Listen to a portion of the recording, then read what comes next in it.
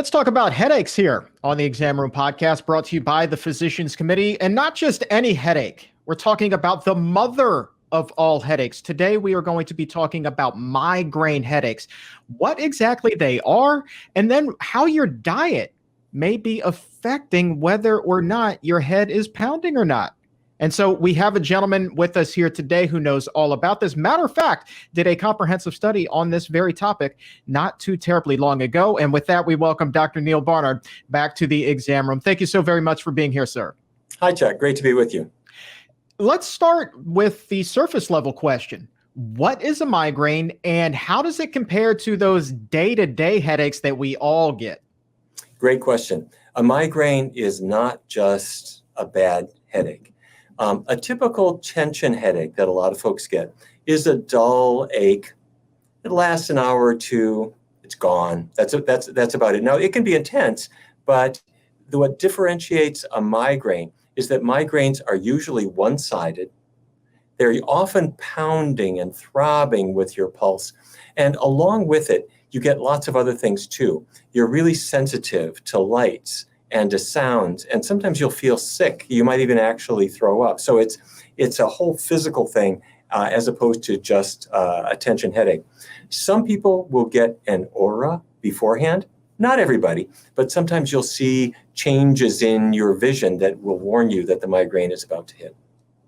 And we talk a lot about chronic illness here on the show. Is there any research showing whether or not migraines can be genetic at all?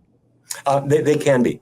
And they can also strike at any time of life, unlike so many conditions where you've got to kind of be middle-aged before it to happen. You'll see them in kids.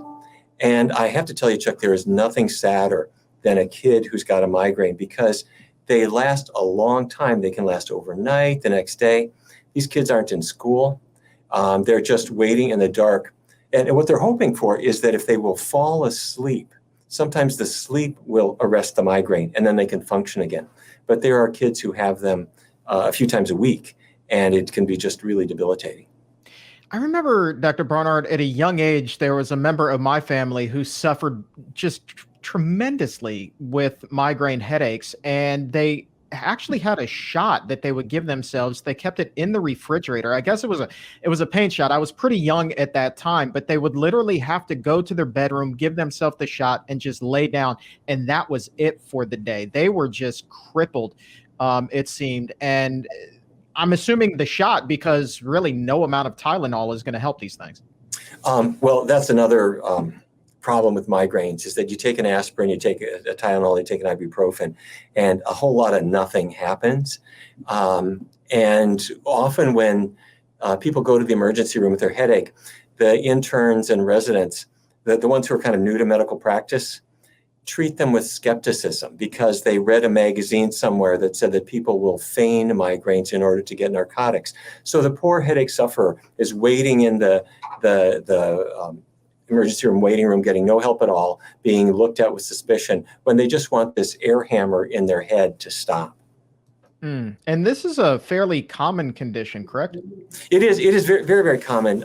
And for some people, it occurs at certain times in their lives. For women during their reproductive years, they will sometimes occur premenstrually.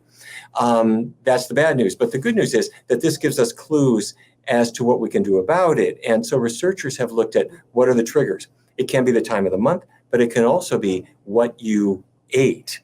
And so once people started realizing that, they started putting it to the test, including our team, and finding that some people can actually become totally free of their migraines. Let's talk about that diet component, because that really does not get talked about all that often when it comes to migraine headaches. You think about food, you think about belly aches, you think about some of the other conditions we talk about on the show, but rarely do you associate that with a migraine. Nonetheless, you and a team of researchers, I believe it was in 2014, looked at this specifically. What all did you discover? Yes, that's exactly right. The history of all this really started with not exactly foods that people would make in their meals, but certain additions like ginger. Ginger seems to reduce migraines a little bit. In other words, if you have ginger in your foods, it makes them less common. And then there's an herb called feverfew. It's spelled just like it sounds. It's an old part of kind of folk medicine. it was used to reduce fever few. But researchers found that it does indeed help reduce migraines. You don't take it when you've got the migraine, you take it daily all the time, and it makes migraines less likely to happen. So that was all good. But the power that really came up is foods themselves, and that's what we did. We brought in 42 people. They all had migraines. They all had these pounding headaches. And we asked half of them to do nothing for the time being. We gave them actually a placebo. But the others made a diet change. And what we did was we eliminated the problem foods. I'm going to tell you what they are. And what we noticed is that the migraines dramatically reduced. And I will never forget, we had a law student who was one of the research subjects. And she was saying how she would be in the law library and she'd be studying and reading, and then a migraine would hit. And that was it. It was as if you could just unplug her brain, and the day was shot after that. She couldn't do anything. After being in our study, she contacted me years later and said, you know what? Haven't had a migraine since. So the key here is to know the list of foods to avoid them. And there's a certain way that you can identify which foods really matter for you. And what is that way? Is it just kind of a matter of trial and error? Is it different for everyone? Or is there really just kind of a specific group of foods that are, I guess, common triggers? Yeah, you have to go through it kind of systematically because you want to see what your trigger food is, and you might have more than one. So what we did in this study, and I would encourage other migraine sufferers to do, is take 4 weeks. During this 4-week period, no animal products at all. When you do that, you're eliminating dairy, which is at the top of just about everybody's migraine list. But by the way, it does not have to be fermented dairy, or it doesn't have to be an aged cheese. Even skim milk for some people will trigger their migraines. So vegan diet has no dairy, got no meat, has no eggs. Those are common triggers. If that knocks out your migraines, you're done. There's nothing else you have to do. But after 4 weeks, if you still have some migraines, then phase 2 is to eliminate a dozen additional foods that for some people are migraine triggers. Okay, so here's my list of dozen, and some of which are already gone on the vegan diet. Dairy products, chocolate, citrus, eggs, meat, wheat, nuts, tomatoes, onions, corn, apples, and bananas. Now, bananas, apples, they're healthy foods. There's nothing wrong with them for most people. But if you are, say, allergic to strawberries, you just can't have strawberries. And if bananas or apples trigger your migraines, you can't have them. So here's what you do. Take all those foods out of your diet, in addition to being vegan. Take all those foods out. So you're not going to have any apples or citrus or whatever. Then if your migraines really go down, which for most people they do, they might completely disappear. The question now is, which food was the responsible one? So bring them back, but one at a time. Bring in bananas, that's the bottom of the list, and have 4 or 5 bananas in a day. This is just to test. If that doesn't trigger a migraine, then you can keep bananas in your diet because they're not guilty. Then add apples. Have 2 or 3 of them in a day, and same thing the next day. If that doesn't trigger a migraine, keep the apples. And then you go up to the next one, which might be corn or onions or tomatoes. And you're adding them back, one food every 2 days in a generous quantity. If you get a migraine, stop. Take that food out and don't bring it back until your test study is over. And you work your way through the list. And what you will find is that you have at least one trigger, maybe 2, maybe 3, and you got to avoid them all. And you will see over time that they are triggers for you. What kind of feedback did you get from the study participants as far as them eliminating these foods and going through that elimination period of the diet? And did they find it difficult? Did they find it exciting? Was it easy for them? Well, the overall feeling is that it's easier than they thought. We hear this all the time. Research participants who imagine a vegan diet is going to be tough and whatever. That's really not so tough.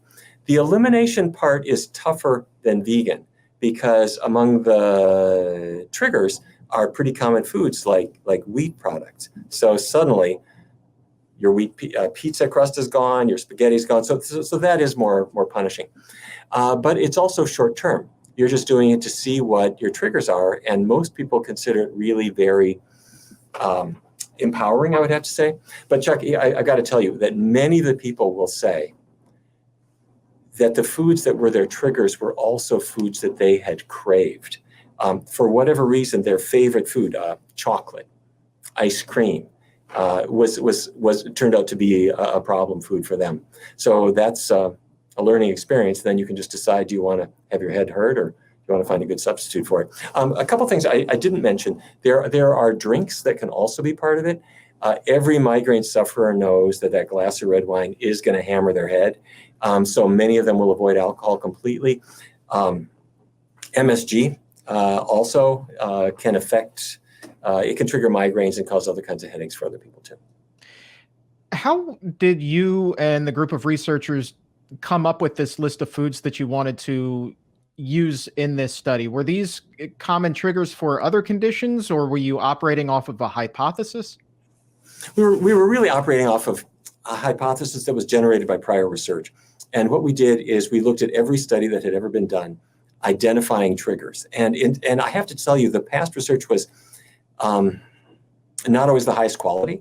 And you would see people saying, well, I think citrus is a trigger, I think tomatoes. But we took every study ever done, and we looked not only at migraine, but we looked at other inflammatory conditions too, like rheumatoid arthritis, dermatologic diseases, other things where inflammation seemed to be triggered by foods. And we just put them in a list of how often they were indicted. And that's why dairy came to the top of the list. And as time goes on, the more you study it, you'll discover that some people really do have these triggers, and it's empowering for them to eliminate it. Let me flip the coin, though, to the other side, though, Chuck, because there are some foods that I will call pain safe, meaning you can eat them all day long. They're never going to trigger a migraine. Rice, especially brown rice. Vegetables, if they are cooked. So green, yellow, orange vegetables, cook them. So broccoli and sweet potatoes, fine, eat them all day long. Fruits, most people don't like to cook their fruits, but the cooking process seems to knock out the antigens that could trigger a migraine. So during the elimination phase, have all the rice you want, have all the vegetables you want, have all the fruits you want, but have them be cooked, and have your beverage be water, and see how you do. So basically, for apples, for example, if you wanted to have a baked apple, but an apple was actually one of your triggers, you're less likely to have a migraine if said apple was, in fact, baked. For many people, that's exactly what they'll experience. And that can be with many, many things. A potato. For most people, potatoes are no problem whatsoever. They're fine with them. But there are people who have a little inflammation from potatoes, and then they discover the more the potato is cooked, the less they react to it. So the cooking process can knock things out. You mentioned the word antigen being the trigger here. Can you talk to us a little bit more in depth about what you mean by that? Yeah, an antigen is a protein. And bacteria, viruses, they have proteins. And you hear about this now with the pandemic, that our immune system responds to proteins, to antigens that come into our body on the surface of a virus, bacterium, any kind of invader. And foods present antigens as well. Now, because human beings have evolved over many, many, many, many millennia, eating foods and getting the nutrients out of them, our immune systems say, don't worry. That's a grape. We eat grapes around here, no problem. Don't react to it. But then if it's something new and different, then we are more likely to react. And interestingly enough, if you look at the list of foods, they are often things that humans did not evolve with. The trigger foods, chocolate, for example. Chocolate was not a product of Switzerland. Chocolate is a New World product. Same with tomatoes, same with corn. And human beings began their sojourn in Africa. And once human beings then worked their way around to get to the so-called New World, North and South America, that was the first time that people really had access to corn and tomatoes and chocolate. And maybe not surprisingly, some of us still react to those things. Chocolate's a biggie, though. Of those 42 adults, though, I would imagine that when that came up as a probable trigger food, there are a couple of hearts that broke in that group, right? Yeah, but keep in mind one thing. When many people have chocolate, they're not just having chocolate. Look at the label of your Kit Kat bar or something like that. Right up there near the top of the ingredients is milk. And the milk proteins are suspect number one for anybody's migraines. So they may be reacting to the chocolate, but they may also be reacting to the milk. And you can separate those out by simply having some completely dairy-free chocolate and seeing if you react to that or not. And I guess I'm just curious why something. I would think that you're looking at foods that are on the avoid list and the safe list. I see pears are on the safe list, and we will link off to the full list for you. Just look in the episode notes or in the show description. Why a pear would be safe when it's so close? It seems to be an apple. Were there some things like that surprised you in the results? Chuck, you're really putting your finger on such a cool thing. There are whole botanical families. And you're right, an apple is very similar to a pear. And so normally, or kind of in the same way as garlic, onions, shallots, they're all kind of a family. So normally we figure if there's one member of the family that's a problem, the others might be a problem too. So I think we want to keep an open mind about these things. It could be that pears have been let off the hook and that they could trigger migraines for some people. Or it could be that apples were actually falsely accused and that maybe with bigger studies, they would work their way out. The problem is that the research community has been studying pharmaceuticals that can be sold and hasn't been studying so much the things that people can do at home. So this area has been neglected, unfortunately. And really quickly here, as we wrap up this segment, I also see on the avoid list in the study, you have both coffee and tea. Is that a product of the caffeine or something else contained in either the leaf or the bean? I think it's the latter. I think it's the antigens that are in it. Interestingly enough, caffeine itself is often a painkiller. And if you've got a migraine that is just announcing itself, if you run into the kitchen and brew yourself the strongest black coffee you can get and have 1 or 2 cups of that pretty quickly without the dairy the dairy creamer. For many people, the caffeine will actually knock their migraine out. So caffeine is a little double-edged. People who tend to have caffeine in their, or caffeinated beverages, tend to have more migraines. For some people, the constituents of the coffee can be a trigger, but the caffeine itself is very often a painkiller. And if you look at painkillers at the drugstore, many of them actually add caffeine because it potentiates the pain-killing effect. By the way, Chuck, let me mention just one other thing that I should have mentioned earlier. For those women who have migraines during the pre-menstrual period, it's your period's about to arrive and that headache goes bang, it just comes in.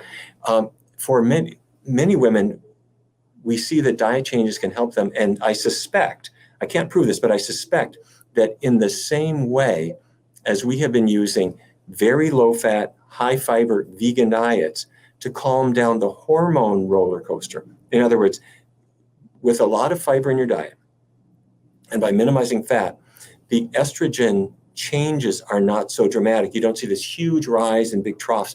It's evened out a little bit more.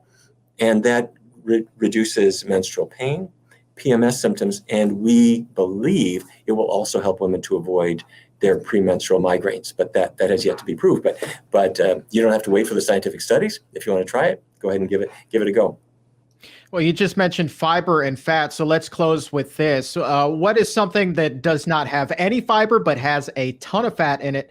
Meat, of course. We haven't talked about that just yet. Were you able to look at what effect eating red meat or chicken or pork has on migraines? All of those foods have exactly the effect that you mentioned. They don't have any fiber in them. They're loaded with fat. They drive up these hormonal shifts in a very bad way. Plus, those antigens, the proteins that are in meat, for some people appear to be migraine triggers for them. And that can be true for chicken, true for fish, true for any animal protein. And frankly, it's true for eggs and the proteins in dairy as well. All right, Dr. Barnard, I appreciate your time, my friend. Very interesting. And again, if you would like to check out this study, we have a link to it in the show description. So go ahead and click on that right now. Thank you very much, sir. It's a great thing for people to be able to put to work. If you feel like you've raised your health IQ by a couple of points, go ahead and subscribe to this channel and leave a nice comment below. And to hear the entire interview, head over to Apple Podcast or wherever you get your shows from and subscribe to The Exam Room by the Physicians Committee. And please leave a 5-star rating.